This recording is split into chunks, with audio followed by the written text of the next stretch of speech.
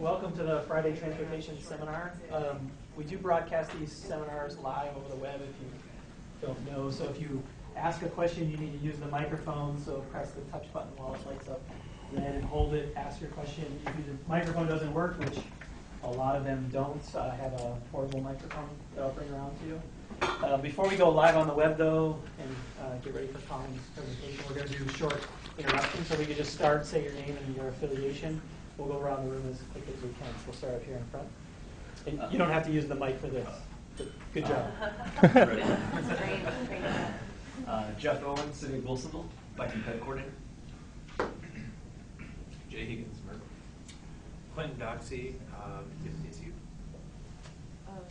Sue Young, first year master in engineering group. Derek Otter, DSU. Russia Quinn, roadway engineer, second year master. Chrissy Hostetler, second year Merck. Colin Rotten, first year Merck. Roger Winston, you're a citizen. Todd Borkowitz, from the Bureau of Transportation. April Kerr. Joe McKenna, interested in that. Michelle Van Heyen, Merck. Ben Weber, also Herb. Moko Kanai, Nelson Nyberg. Masako Kikuchi.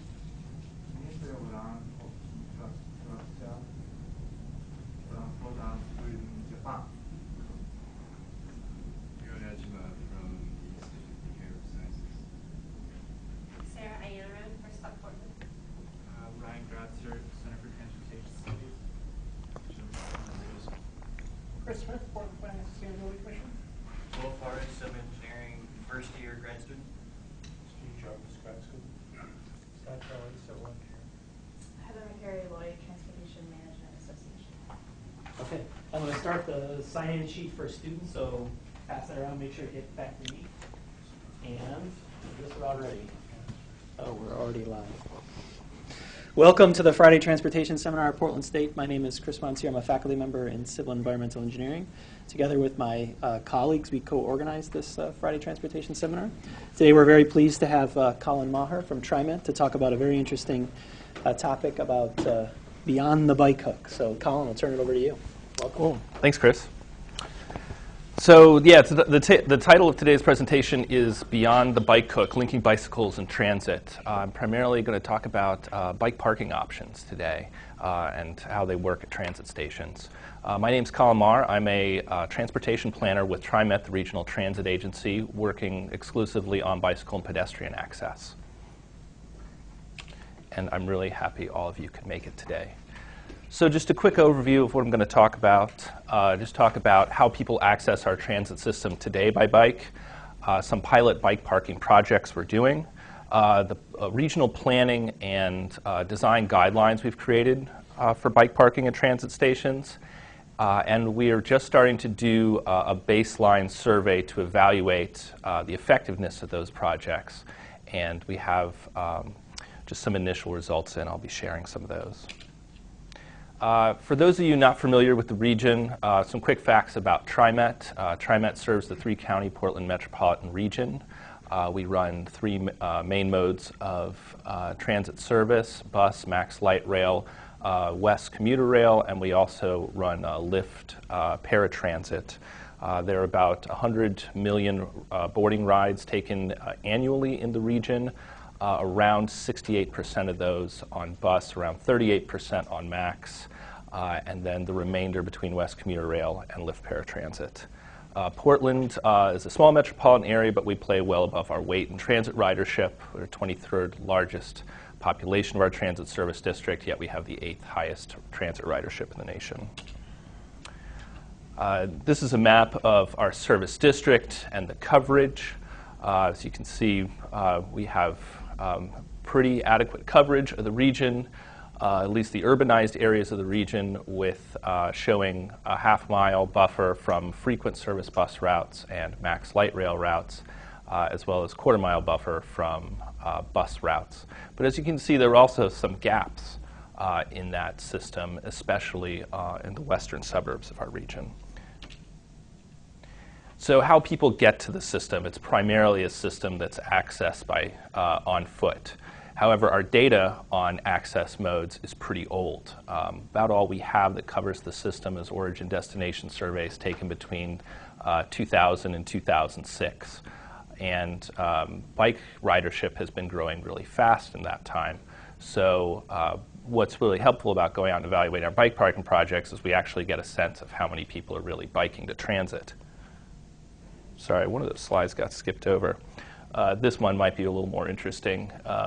Again, 4, 5, 6, 10 years ago, bike was a pretty small mode of access, but we expect that's risen a lot.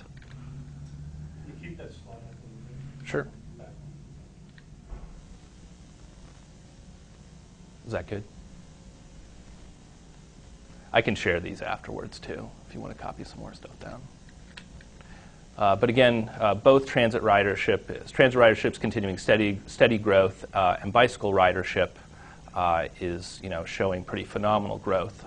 This shows Portland Bridge bike counts up until 2 years ago. If you showed last year, would continue an upward trend, as well as TriMet, as well as transit ridership in the district, which again would, if the data were the same time points, would show a slight dip due to the recession. So our bike parking pilot projects, TriMet is investing stimulus funds and a couple smaller grant sources from a regional travel options grant and a jobs access reverse commute grant for electronic bike lockers and bike and rides, which are secure enclosed bike parking facilities that have smart card access and security cameras. And also some of our partners in the region are also investing in parking at transit centers. Namely, the City of Hillsborough opened Bike Station Hillsborough last year, and PSU, in partnership with TriMet, opened the Harrison Street Bike Garage just across the street from this building. This is a photo of our Sunset Transit Center Bike and Ride. This is our first facility to open. It opened the end of last summer. It's an enclosed bike cage within an existing parking garage. It has space for 74 bikes. It took the space of 8 car parking stalls. So why are we investing in bike parking? It's, number one, it's cheaper than building car parking. We can provide secure bike parking spaces for around $3,000 a space. Obviously, bike racks just alone on the sidewalk cost much less than that. A structured parking garage, a typical car space in that would cost around $30,000 and up. We simply need more security for the bike racks we have out there, and we need more of them. We allow bikes on board, both buses and light rail and West Commuter Rail at all hours. However, that capacity of transit vehicles is constrained and can't carry everybody's bike when they want to travel. And simply biking has advantages over other modes. It's flexible. You can bike home when bus service becomes less frequent later at night. It's cheap, healthy, fun. It accomplishes a lot of our goals. We're also following the model of European and Asian countries that use bicycles as one of their main modes of access to transit. This is a photo of the main regional train station in Utrecht, the Netherlands. As you can see, it's bicycles everywhere. The Netherlands has about 40% of regional rail access by bike and 10% egress by bike. We do things a little bit differently in North America. Transit agencies here have focused much more on transporting bicycles on board and less on bicycle parking at stations. This shows a timeline of the evolution of bike policies. By 2003, TriMet had bike racks that fit 2 bikes on all the buses, and light rail was open to anybody to bring a bike at all hours of service with no permit required, and there were bike hooks on all the low-floor vehicles. And only now, although TriMet has built bike lockers, put bike lockers in racks at stations over time, only now are we really starting to invest in bike parking. And one of the main reasons we're investing in bike parking is to provide an option for rush hour commuters. While our goal is to make transit accessible to everybody, and that includes people that want to bring bikes, Simply, there is crowding at peak hours. This just shows what the current layout of our light rail vehicles looks like. We have both high floor and low floor vehicles. The low floor vehicles have bike hooks, although bicycles are allowed on all the vehicles. Each car has 4 bike hooks. We run 2-car train consists, and those trains can run fairly crowded at peak hours. 3 years ago, in 2007, we did a survey of people that brought their bike on light rail. We had some interesting findings. First off, about 4% of all of our light rail riders brought a bike, which is pretty significant. And also, the general preferences of those riders was for TriMet to add more bike capacity to the trains. This shows our survey instrument on the left, and one of the more interesting designs we got for a bike car from one of the respondents. He wanted compensation, however, so we didn't take him up on it. So what we also found was, that the demand, both the existing demand and the future demand for bringing bikes was at peak hours. This was really something people were doing to commute to work. People really liked the idea of using transit to overcome barriers to bicycling, whether their destination was too far to reasonably bike in the amount of time they had, whether there was a big hill in the way, or whether it was just too far for them to consider biking. We also got a sense of, through our onboard survey and through an inventory of our bike parking users, of how the demand was spread regionally. This is a map showing of our peak hour light rail access in 2007, which, of course, the green line was not open yet then, so we don't have very good data there. But you can see that out in suburban Washington County to the west was where we had our highest demand. We have a lot of people, distances out there are simply often too great to bike, and a lot of people who live in Portland work in Washington County. It's the center of the region's job growth, and last mile distance there are often too far to walk. So we use this information to start planning our regional bike parking plan. During the regional transportation plan update a couple of years ago, Metro led a process to identify stations for bike transit centers in the region. And 2 years later, we're already starting to implement this plan. Hillsborough opened Bike Station Hillsborough last fall. In partnership with TriMet, Portland State opened the Harrison Street Bike Garage at the beginning of this academic term. And TriMet has opened the Sunset Transit Center Bike and Ride, and is also working on installing electronic bike lockers at both Beaverton Transit Center and Tiger Transit Center, and putting a bike and ride also at Beaverton Transit Center and Gresham Central Transit Center. Oops, went the wrong direction. Other projects in the pipeline, City of Portland has a grant into the state, into ODOT, for a bike and ride facility at Gateway. And we have a grant to start the design of an Orenco bike and ride facility, and we're starting to piece together funding for that. I had a question.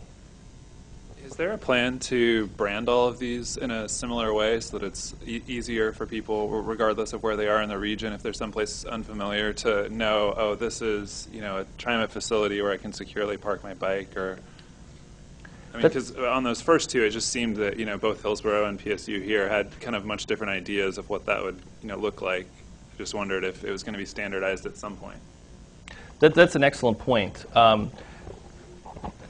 I'll back up real quick. You'll notice in the photo at the lower right, the PSU Bike Garage is using the same icon as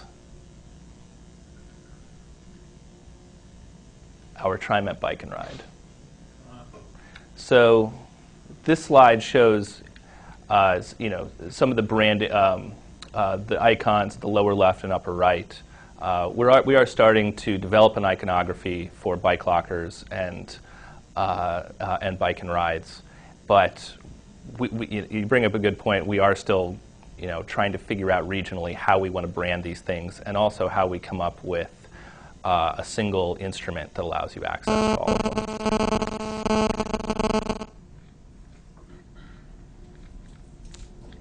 So, and that segues well into the design of these facilities. One thing when we saw the distribution of our of where people were showing up by bike in the region, there was a lot of people were accessing stations downtown, and then another group of people were accessing stations out in the suburbs. When we got together with planners and designers throughout the region, it seemed to make sense to create different solutions for different station contexts.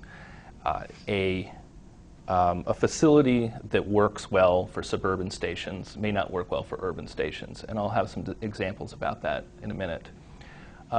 In terms of our design principles, we thought the most important thing was to make these facilities visible and to make them convenient. If people didn't, security was a very important aspect, but if people didn't know the facilities were there, they wouldn't, they would never even think of using them. Over time, we've seen the bike capacity on board, bikes on TriMet, has become very identifiable. Everybody knows that you can bring a bike on board at every time. It took a little while for that to catch on, but it's, we're trying to create the same level of identification with bike parking. And also we started to come up with the demand estimate. And our starting point for that was looking at the Danish bike parking guidelines, where they suggest having up to basing the number of parking spaces on peak hour boardings. And so we're looking at a share of peak hour boardings for bikes of up to 30%. And I'll be talking a little bit more about what our access mode share actually is. Question. So that 30% was based on the Danish? Do you mind using the mic there, Todd? Thanks. Question, that 30% you mentioned, that's based on the Danish information or on TriMet's? That's TriMet's guidelines are exclusively inspired by the Danish bike parking guidelines in that respect. We're also looking at the density of the catchment area, especially the level of employment, especially where we saw busy stations for bikes out in Washington County. Employment was particularly important. And also the advantages bikes had compared to other ways of getting to the station, such as walking or driving or taking the bus. We also, going forward, knew that we had to design facilities that would minimize operating cost. So the first chance we have to implement our new guidelines is on the Portland-Milwaukee Light Rail project. We are building 2 park and rides on this new alignment, and there will be 3 bike and rides. This slide shows a little bit more of what I mean about how other modes compete with bicycling for access to stations. This shows the Bybee station on the new Portland-Milwaukee Light Rail alignment. The station is within an existing rail alignment that's next to a highway, which means that very few places, and this slide shows the quarter-mile walking distance from the station, very few places are within an easy walk of the station. There's also no parking, and there's only 1 bus line serving the station. So bikes are going to be relatively competitive. And even though this is a constrained environment, we're looking at getting a bike and ride on that's attached to the platform. So it's important to consider how biking works in fits in the access mode mix, and to design facilities, get them into the design process early, especially at constrained locations. So when I talk about how bike parking design fits an individual station context, this 7-mile light rail extension starts in the urban core, goes through existing fairly mixed-use, densely developed streetcar neighborhoods, and then proceeds on to end in suburban Clackamas County. We're locating 3 bike and rides along the alignment. The first one I just showed the area of Bybee, the second one at the Tacoma station where the Springwater Regional Trail intersects, and the third at the end of at the terminus of the line where the Trolley Regional Trail connects. Now, for designing for station context, at our the urban stations in the Portland area, we're looking at a different design than the suburban stations. For urban stations, our best example right now of a bike transit facility is the base of the aerial tram. About 200 people a day lock their bikes up and ride the tram up to OHSU. About another 500 bring their bikes on the tram and go up to OHSU.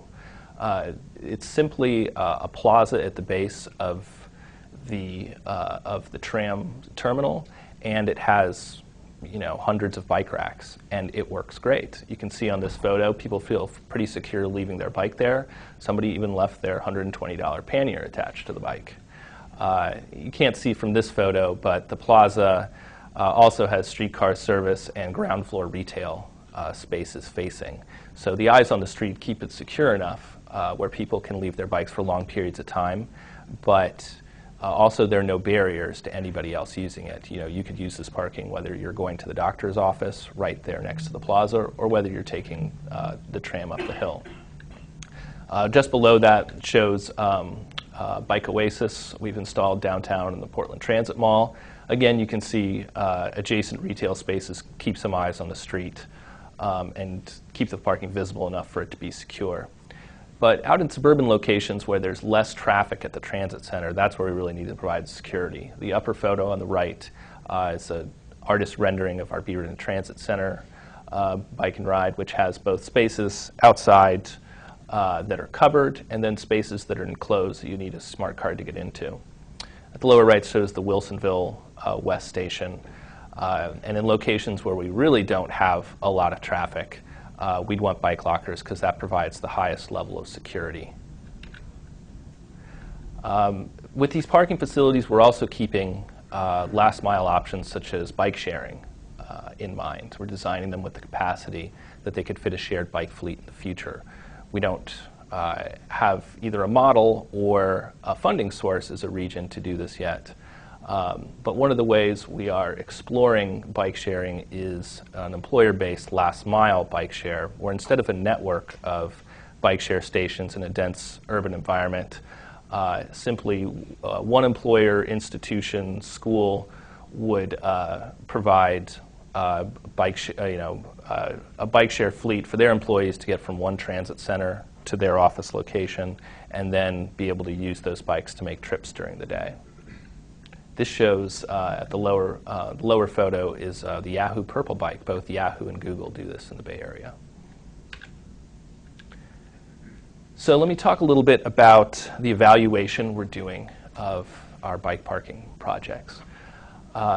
We are measuring usage, we're measuring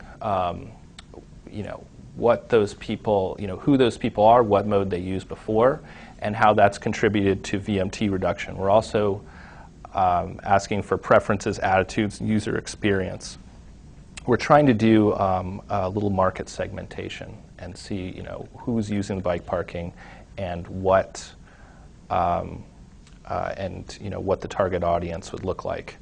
The way we're doing this is before and after surveys. We just we're most of the way through our baseline survey at the moment, and the surveys focus on 4 groups: area residents, current bike parking users, and that's both bike locker users and people who lock their bikes to a rack, and all passengers waiting for the MAX right now. The area residents survey is a mail survey that will be sent to 2,000 Beaverton area residents. We're embarking on that next week. The other 2 surveys, a web survey bike parking users and a mailback survey from people who lock their bike to a rack, and an intercept survey of waiting MAX passengers are both complete.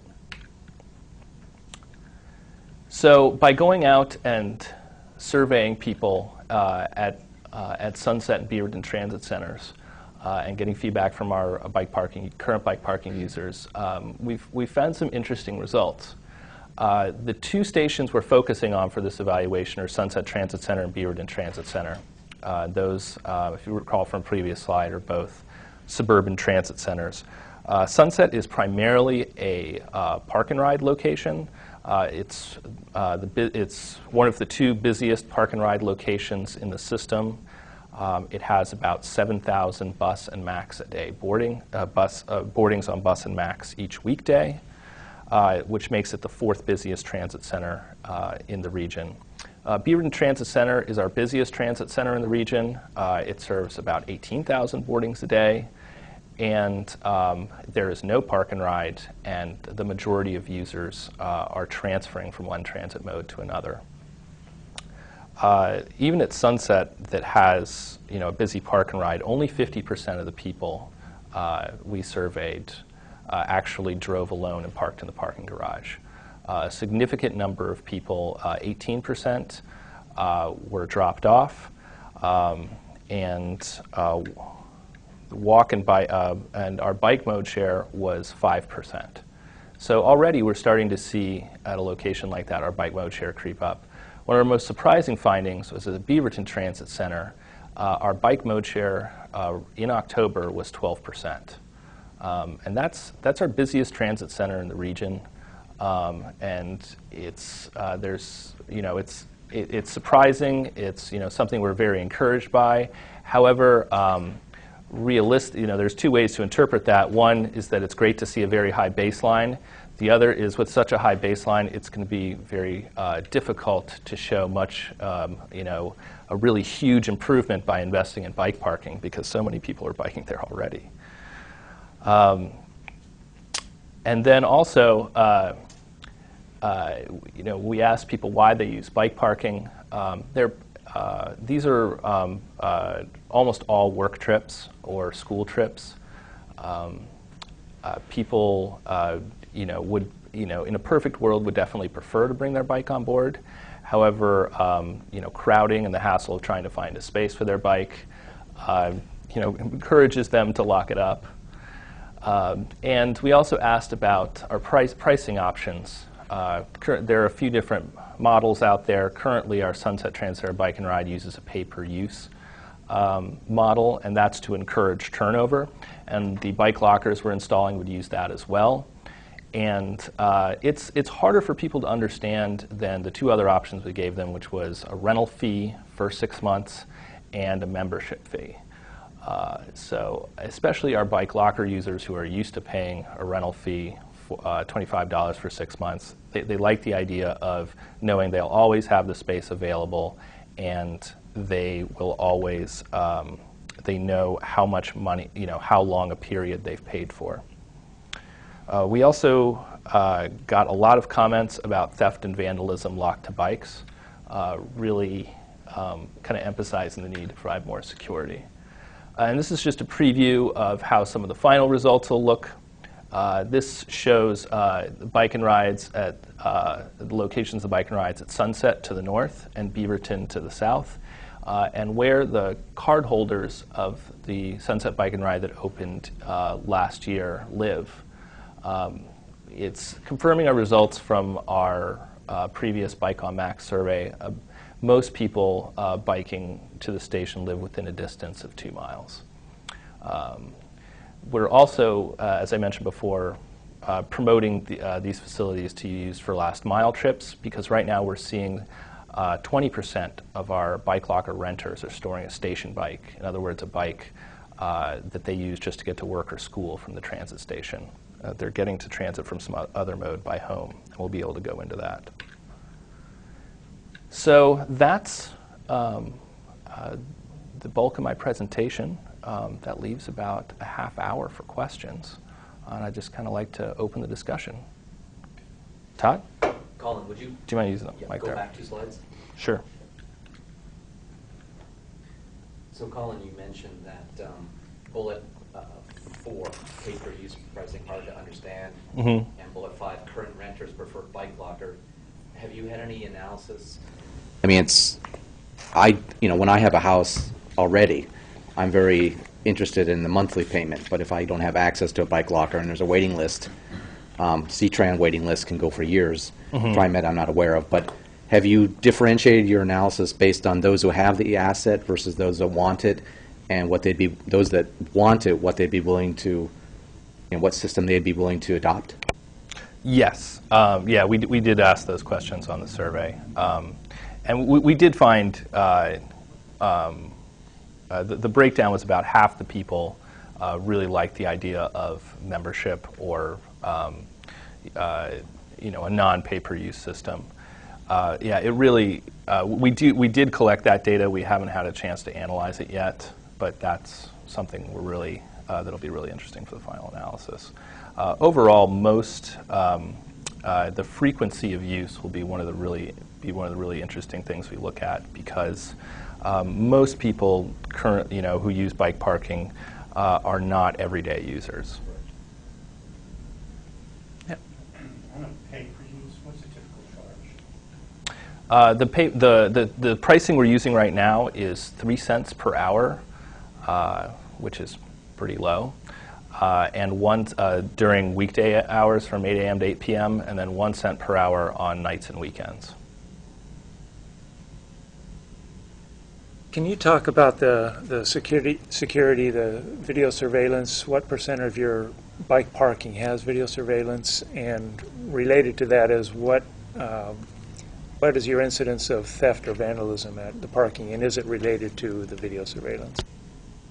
Well, we only have bike parking under surveillance at our bike and ride right now, at the Sunset Transit Center Bike and Ride. So, yeah, typically bike parking at bike racks at stations are not under video surveillance.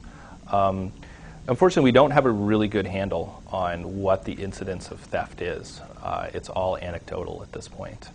We have almost zero thefts from bike lockers, but from bike racks, we have users telling us that they've had 3 bikes stolen in 4 years. So we definitely get some horror stories. My own perception is that almost all of those are cable locks that are cut, and that's partly a user education thing. But I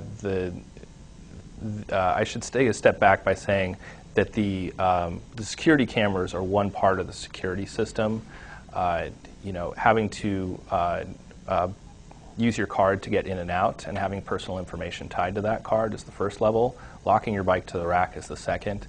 And then the security cameras, which show the activity inside, is the third.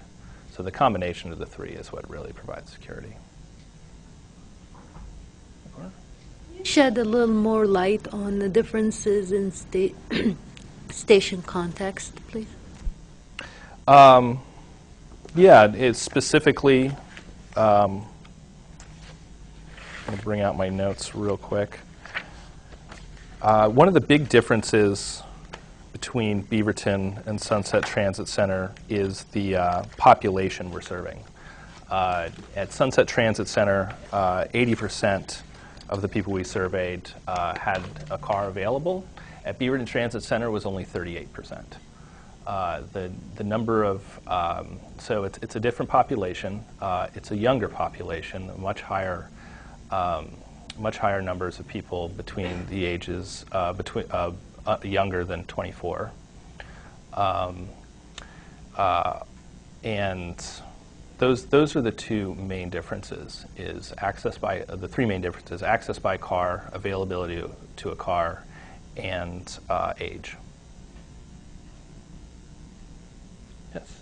So this is related to the earlier question about branding, iconography. I think it's working. I guess I was just thinking, I studied Sunset Transit Center for the previous bike ped planning class.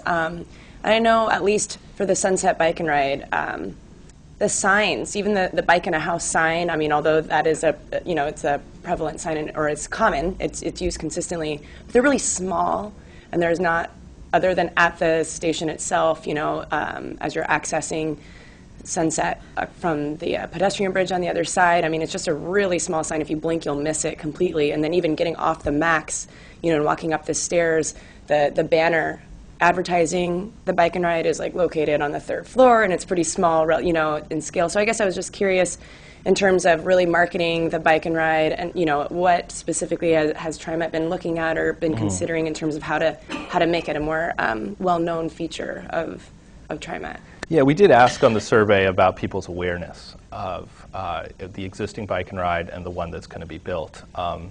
And at Beaverton Transit Center, we've had a banner up for at least 6 months advertising the opening of the station. And I mean, almost to a person, the people that lock up the bike rack said, "What's a bike and ride?" And they're locking up pretty close, within sight of this fairly large banner attached to a building. So you bring up a good point that people, commuters especially, our target market are in a rush, and the signage we put up, it's probably not adequate. And even the best of it doesn't seem to be capturing people's attention who are in a hurry. We haven't yet done the marketing push for any of these options. All of these will be finished and open, for when the weather starts improving in June. And in terms of marketing, since we're going for peak hour commuters, it seems to make the most sense to go through existing employer programs and partners like PSU to target students. Done? Colin, would you go back to, I think, the bike station, Hillsborough, and the initial slide with some of the iconography? Let's see, this might be easier. I think maybe for outreach, speaking from our experience at Bike Station, I assume you've done this handing out, basically using rubber bands and promotional materials and just rubber banding them to commuters' handlebars. Yes. Okay. But getting back to the question about different systems, I'm on the board of Bike Station, and we will always use our B, because we're selling a service. But getting back to the house and the bike, my study of iconography in Europe, typically that would mean a sheltered bike parking. Basically, it's covered. If you add the key, that means it's locked. So, I mean, you can communicate those nuances once your audience becomes aware of that. I mean, if I were to roll up, I think TriMet at Sunset and PSU is offering a higher level of service than the current icon provides. That would be my 2 cents. You bring up a good point. There's always the tension between making, with the branding and iconography, there's always a tension between making it clear and easy to understand versus making it specific enough so you know what you're really getting. And that's something that we've been discussing as well. One thing with creating a branding identity for bike parking through the regions is a little difficult. Is as you mentioned, the B for Bike Station, it denotes a specific level of service. In this case, that there are showers at this facility. Well, actually, the B is just our trademark. Right. And we have then second level of iconography based on our services. Like you said, shower, ballet, repair. Yeah. No, that's a good point. Yeah, starting out, we just wanted to have something as simple as possible. Being that people don't, people in the region are just we're starting to get people in the region used to the idea of bike parking. The thinking was that something simple starting out would simply communicate, hey, this isn't a bike rack. This is something different. But I think as the system evolves, you're completely right that we'll need to let people know what specific facilities they're getting at any location. Yes. Let's start with Colin, since I know your name. I like the idea of doing this, applying the bike sharing model as a last mile solution. And I just wondered if you asked people that you surveyed if they'd be willing to participate in bike sharing, or if that was something they were interested in. And then as a follow-up, is there a way to make bike sharing like profitable, or at least cover the costs without slapping advertising on everything? To answer your first question, we did ask people who brought their bike on board if they would be interested, if they would consider using bike sharing. Of the last mile options that we asked them, that was by far the most popular. I think 40% of people said, yeah, that's something they'd be willing to consider. So the market is, at least among people that currently ride bikes, suggests there's definitely a market there. Your second question, is there a way to fund this outside of advertising? I mean, that's been our big challenge as a region, and why Denver, cities like Denver, Minneapolis, DC have been able to implement these programs. They're able to leverage much more out of advertising companies. Portland's a much smaller market. We don't have the same leverage. Is there a way to pay for it other than that? The model we're exploring right now is something where a much cheaper system than a Generation 3 bike share system, where you'd be paying for about $35 or $3,500 per bike, where if an employer or school just simply bought the bikes and locks for those bikes themselves and agreed to keep it up, then that's a much cheaper way of doing it. So that's what we're exploring at the moment. So that, yeah, I think there are other options if you're talking about a large regional system, that advertising's been the way it's been done successfully. Yes, right back. I apologize. I walked in a few minutes late, and this looks like a lot of great stuff that TriMet kind of has on the horizon. But I don't know if I missed at the beginning if there's kind of an overarching plan, or I'm wondering more about goals, in the long term. I mean, this seems, definitely a lot of great activity, and it seems to be aimed towards increasing capacity, which is good, but not the only part of increasing ridership. So when we talked a little bit about iconography and just education, and I kind of wondered, is there also a qualitative, how happy users are, with the system, if that was any part of the data, and if there's any, I guess I'm just kind of wondering what you're measuring yourself against, or TriMet is measuring itself against where they want to be, 5 years down the road or whatever. Yeah, every year TriMet does something called the Attitude and Awareness Survey, and that over time tracks people's satisfaction with the system. So that's kind of the big picture satisfaction. With bike parking, we did ask people using bike racks and lockers whether they were satisfied. So that's, we have a baseline for that now. And that's something we can track with the new facilities, how much, what's the satisfaction with those once they're built and people are using them, and then who's most satisfied with them. Just from briefly looking at the results that we have coming in from the baseline survey, there are, the best way to provide the service of bike parking to people, to different people, is to provide different types of parking. I mean, our bike locker renters, they say that they like the convenience of a locker because it allows them to store, clothes, a bike pump, all that stuff that they don't want to bring with them on a train. But some people will, just want a more simple solution where they can just lock their bike up and go, and not have to worry about paying a rental fee. So, the pilot projects provide, a few different options for people, especially at Beaverton Transit Center, where we're going to be able to compare electronic bike lockers to bike racks out in the open, to bike racks undercover, to people locking up inside a secure shared facility. So tracking the satisfaction for users for those facilities, I think, will give us a lot of good information.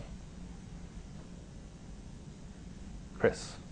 Yeah, there's a couple web questions, but one of them sort of asked specifically about additional capacity on the vehicles. So whether that's the light rail or bus. You had that nice sketch about a bike car, but is there any other thing you're thinking about adding capacity to the vehicles? I always include these slides at the end because the question invariably comes up. I would have addressed this earlier, but I thought I'd be running short on time. Basically, the light rail system's pretty constrained for adding additional capacity. We have the capacity for near-term passenger growth, but we can only run 2-car trains through downtown since that's the length of a Portland city block. The other thing about a surface running light rail system is the number of trains you run is dictated by the signal cycles. Regardless of how many bridges you have bringing trains into downtown, one line will only be able to get about a train through an intersection every 3 minutes. So those are two pretty hard constraints on running more trains. There are, however, facilities that do transport bicycles. What most people say is they want to overcome the barriers of hills and distance. If the barrier is simply a hill, there are systems out there that do a good job of overcoming elevation. Our elevator in Oregon City is a good example of that. The tram is probably the best regional example of that. The difficulty with using an urban transit system to transport large numbers of bikes is that you have ons and offs at every station. So the passenger loads are changing, and you're constantly having to get people on, get people off. If you have a large number of bikes that are 6 feet long in a shared facility, that can create a problem. On the bus side, again, you have the same problem with uneven passenger loading throughout the length of a transit route. Right now we have bike racks on the front that fit 2 bikes. The only really other option out there is bike racks that fit 3 bikes. We've been testing the models available for 3 years now, and we're still having concerns about how they work, the bikes placed in the way of the headlights, and especially with making turns on tight streets. Seattle runs 3 bike racks on all their buses, but especially in downtown, our buses operate in a pretty tight environment. Yes, in the back. Since peak hours seem to be the biggest problem with bikes and people, would TriMet ever consider not allowing bikes at peak hours again? Or does crowding just self-regulate that? There's no plan to bring back the peak hour ban. It's much more of a carrot than a stick approach. The overall goal is to grow access by bike, and this is the best way to do that. Sorry, Ben? Do you know of any plans, like specifically on the incoming Milwaukee route or with other bike and ride locations, to have complementary bikeway or bike route improvements, sort of access improvements along those corridors? The short answer, yes. There's a lot of them. The biggest being the bridge that will carry light rail across the river also has 14-foot wide bike and pedestrian paths on either side. But we're also looking to unlock groups of new riders wherever we can by making either bikeway or pedestrian improvements. The length is it's a pretty lengthy list. The project has about $35 million of bike ped improvements that's just the direct cost of making those improvements. So that's not what it would cost to make them in absence of this project. But that just gives you a sense of the scale of what's being done. Ton? Yeah, Colin, can you go back to the slide for, I think it's a Bybee station from Milwaukee? So with all of the bike and ride facilities planned for the Milwaukee line, are you, like this case, would you be proposing something on the mezzanine or the platform of the station? Something like the bike station module, perhaps? I mean, what is the form factor you're looking at, especially in these constrained environments? Also regarding your promoting bike access, the two-bike commute, bike to the station, then ride the train, then you have another bike. Would TriMet be willing to offer, guaranteed lockers for those people, or a discount or something? Because they're renting 2 lockers or renting 2 spaces. Right. Okay, I get your point. Let me answer your first question. At the Bybee station, right now the project's just entering final design. Our objective in preliminary engineering was to simply identify the space and make sure we had the money budgeted to be able to build a bike cage in a constrained environment. So it hasn't advanced beyond that point. What we were pricing this off of was a cage with using similar materials as our Sunset Bike and Ride. It's galvanized, so welded wire, steel mesh, for what that's worth, with a roof, 2-tiered bike racks. The biggest, regardless of how we actually build a cage, the biggest challenge is going to be having a bridge, ramp, or staircase that you can get bikes on to get to that facility. Ideally, we'd be building this up at bridge level. That's what we're gonna try to do in final design. I'm thinking the bike station module, potentially, if you were to build it at platform level, you could fit it at the end of the platform. You only have it's a 10-foot wide structure. Mm-hmm. Yeah, that's definitely a possibility. We have a little bit more than 10 feet to work with, but yeah, I mean, any sort of cost saving measure we have that fits into the station design-wise, totally open to. And your second question was discounts for people using bike parking at both ends of their trip. One thing is we're looking at, with the results of our survey, at what other mode people are using on the first mile of their trip. They're making last mile bike trips. Anecdotally, most of them are not biking. They're either park and riders, they're taking the bus, they're walkers. But there are some that are using 2 bikes.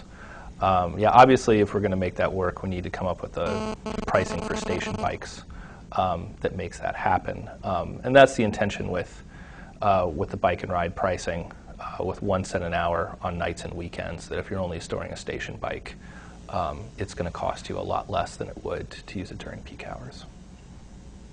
Sure. Any other questions, Colin? I recently saw a photo of a solution for increasing capacity on light rail, where it's basically like a little trailer on the end of a car that just follows. I wondered, does that seem like a solution that would work here or be reasonable? Or have you thought about that at all? I thought about it enough to conclude that it's not feasible, yes. Yeah, the basic design, the basic constraint with the length of trains is they are as long as city blocks. Sticking anything on the end, whether it's an antenna or a cattle catcher or a little trailer for bikes, is going to stick out into the sidewalk, into the roadway. The other main constraint with using an urban transit system to transport bikes is dwell time. Anything you, this is especially true with buses, anything you put on the outside of a vehicle, people have to go around to the front, take off, take the hook off, take their bike off, go to the curb, put the rack back up.